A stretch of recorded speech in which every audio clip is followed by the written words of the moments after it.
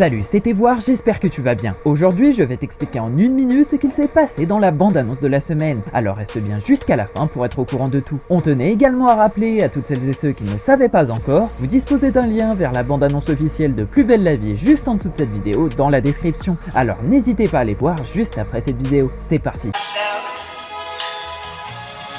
What a wonderful world.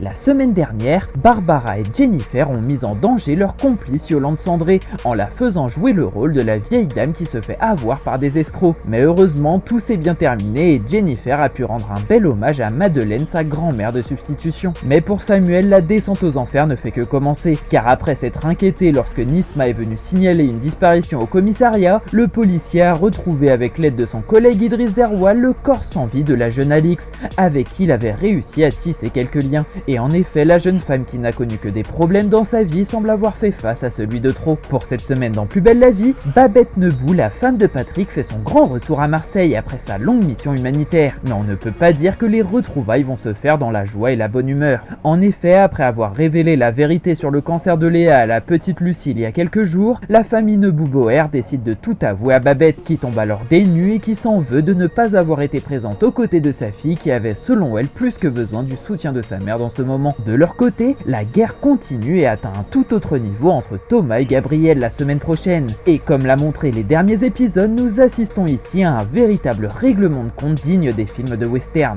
Et les deux ex-maris ne comptent pas perdre la face malgré les conseils de leurs avocats respectifs. Et ils décident alors de continuer leur petit coup bas jusqu'au point où cela commence à impacter leurs proches, mais aussi le bar du Mistral qui pourrait ne pas survivre à un nouveau sabotage du docteur Riva, ce qui serait dramatique pour les Marcy. Puis l'enquête sur la mort d'Alix est enfin ouverte au commissariat et clairement les visages souriants face à des visages fermés bien décidés à rendre justice à cette pauvre jeune femme victime de sa propre vie. Samuel et Idriss iront alors poser quelques questions aux étudiants de la résidence Massalia avant de découvrir un lien incriminant le jeune infirmier Vadim qui, au vu de sa relation douteuse avec la victime, pourrait potentiellement être responsable de l'overdose que vient de subir Alix. Mike, qui ne compte pas laisser son chéri lui filer entre les doigts, décide de fournir un faux témoignage à la police. La vidéo explicative est terminée, j'espère qu'elle t'a plu. Si c'est le cas, n'hésite pas à déposer ton like et éventuellement à t'abonner pour suivre les prochaines vidéos. Salut!